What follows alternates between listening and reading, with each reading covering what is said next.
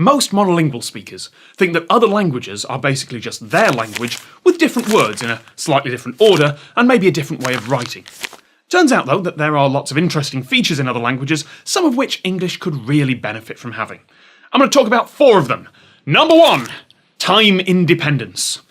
If you want to describe an activity in English, you have to say when it happened or when it will happen. You have to. That's how verbs conjugate. There is no way in English to describe the concept of a person and dancing, but not to mention anything about time. Chinese, on the other hand, verbs don't conjugate. In most cases, the meaning is obvious from context. I don't want to imply that Chinese doesn't have a tense system. It does. It's just not a requirement. It's not baked into every single sentence by default. Side note, tenses aren't as simple as past, present and future, and there are some lovely subtle tenses in other languages. More on that in a later video. Anyway, if you want to write poetry with a more vague sense of time, Chinese is one of the languages to choose. Number 2, clusivity. The word we is confusing. Imagine going up to someone and saying, "Hey, we've just won the lottery!"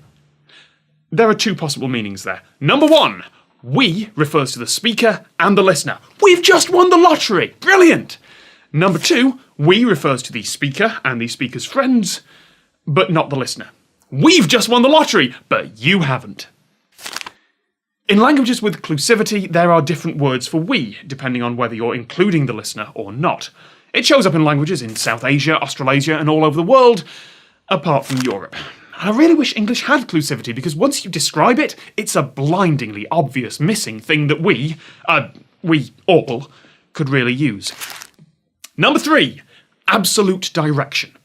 This isn't all that useful, but it is cool. In a few languages, notably a couple of Australian ones like Gugu-Yimithir, that's the one that's been extensively studied, there are no words for left, right, forward and backward.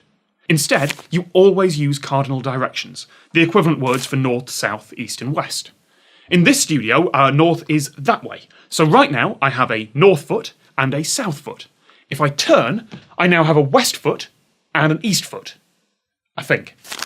I'm having trouble tracking something simple like that, but if you're a native speaker of a language with absolute direction, your brain just handles it. You always know which way you're pointing, and if you don't, you have trouble speaking. As a language speaker, I'd say relative directions are a lot more useful, particularly for those of us that go on the London Underground often, but it would be great to know always which way was north. And finally, number 4, evidentiality. In the same way that time is baked into English sentences, there are languages all over the world where evidence is baked in. If you're reporting something that happened, you have to include whether you personally witnessed it or not. You can do this in English, of course. I saw that, I heard that, but it's not required. Some languages have 5 or more different categories of evidence, based on whether you saw it with your own eyes, experienced it firsthand but it didn't involve seeing, whether you've inferred it from something else, whether you're reporting what someone else has said.